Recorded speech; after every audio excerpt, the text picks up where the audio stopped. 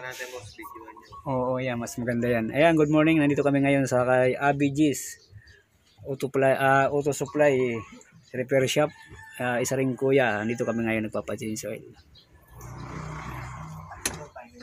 Ayan. Mamaya na yung timing belt, mamaya ano. Mas maganda yon.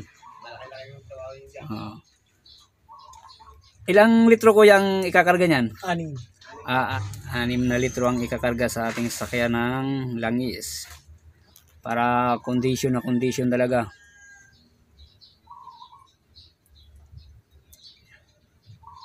Yan, natanggal na yung filter. Naikabit na pala uli yung bago.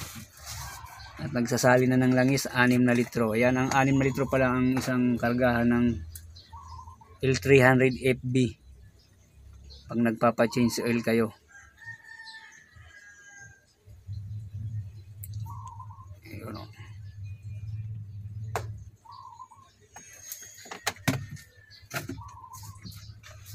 Boss, todo na? Todo? Ayan, 6 na litro. Ayan, magpapachange kayo, pwede na kayo pumunta dito kay ABG's, isa ring kuya.